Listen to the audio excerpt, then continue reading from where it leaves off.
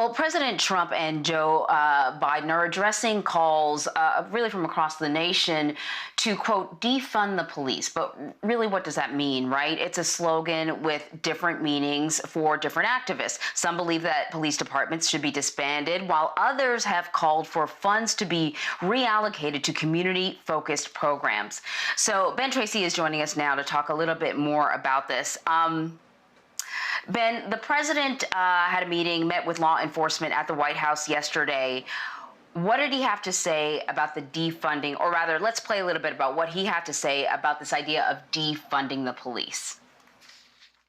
We're going to be discussing some ideas and some concepts and some things, but we won't be defunding our police. We won't be dismantling our police. We won't be disbanding our police. We won't be ending our police force in a city. I guess you might have some cities that want to try, but it's going to be very sad situation if they did, because people aren't going to be protected. All right, Ben, can you talk to me a little bit more about, what the president said, but also what else happened in this meeting with law enforcement? Not a whole lot in terms of the part that we were able to see. I was part of the small White House pool that was in that event yesterday. The president basically went around the table. He had everybody speak. But when you looked around the room, the vast majority of people there were members of the administration. There were very few members of actual law enforcement, just about 6, and only 2 of them were actually an officer or a sheriff. The rest represented organizations.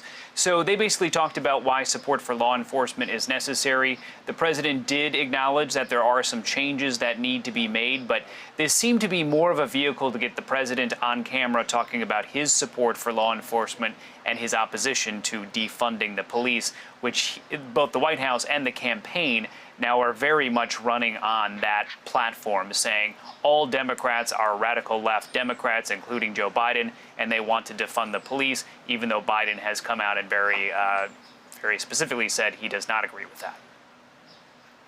So sort of on the flip side, Norah O'Donnell got a chance to sit down with Joe Biden and asked him for his take on the concept of defunding the police. Here's what he had to say. I don't support defunding the police. I support conditioning federal aid to police based on whether or not they meet certain basic standards of decency and honorableness, and in fact are able to demonstrate they can protect the community and everybody in the community. So is Joe Biden in line with other Democrats? How does it sort of fit in with what the party is saying? Yeah, so we're still kind of in this process where all of these Democratic lawmakers are being asked for their position on this issue. Some of them are saying, what does defund the police actually mean? So I think there are some issues around definition and what that really is. But what we've heard so far from those who have answered, from Joe Biden, from House Speaker Nancy Pelosi, from other lawmakers on Capitol Hill yesterday, they're saying, no, I don't support defunding the police, but we do need significant reform of the police, and perhaps we should look at how much money is going to police departments versus how much money is going to community organizations that could also improve the lives of people in certain communities. So defund the police is not a mainstream Democratic position at this point. It is definitely the position of some subset of the protests that we have seen in the last couple of weeks. Ben, I got to ask you about something that the president tweeted earlier, because it is sort of mind-boggling that he would suggest something like this. But here's what the president tweeted. Buffalo protester shoved by police could be an Antifa provocateur. 75-year-old Martin Gugino was pushed away after appearing to scan police communications in order to black out the equipment. At OANN, I watched, he fell harder than was pushed, was aiming scanner, could be a setup. Again, what the president is referencing, Ben, is that shocking video that we all saw of that 75-year-old man, Martin Gugino, being pushed by the Buffalo Police Department.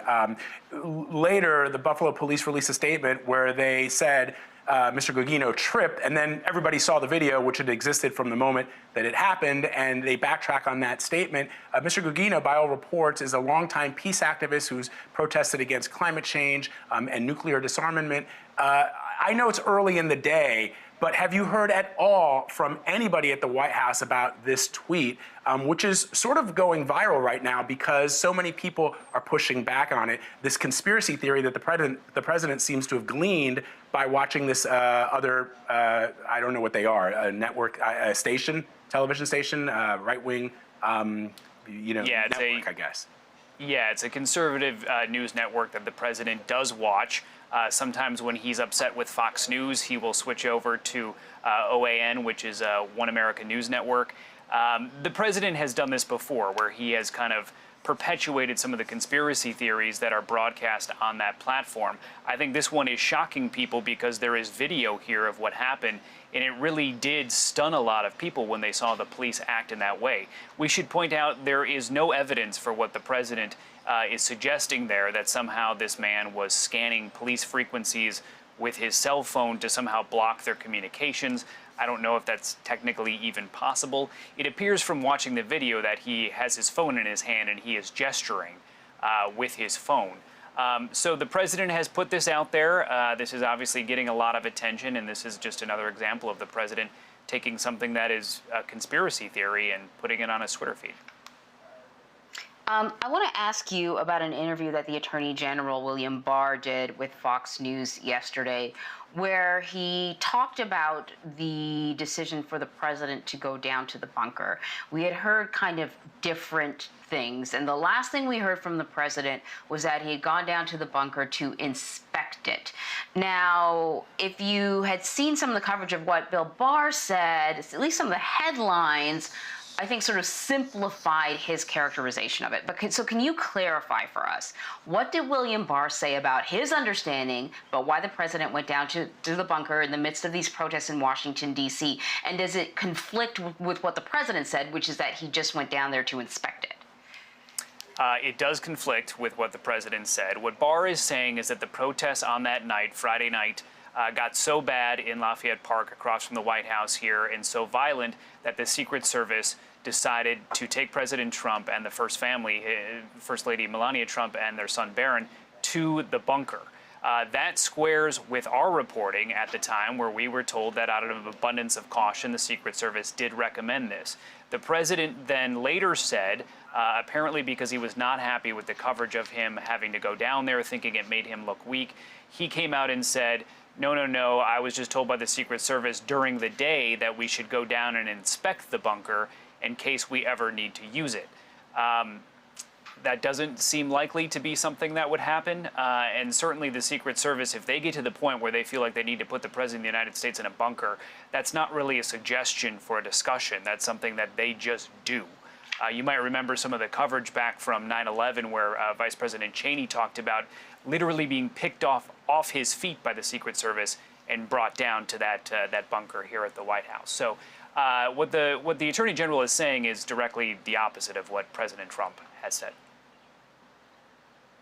And what's really remarkable is that the president has not contradicted the contradiction of the Attorney General. I expected that would have happened in the wee hours, but it did not. So it is interesting that the president has chosen to move on. We'll be watching his Twitter feed, Ben. Of course, you'll be hearing perhaps from the press secretary later today, and we'll check back in with you. Ben, as always, we appreciate it, my friend. Thank you very much. Thanks, guys.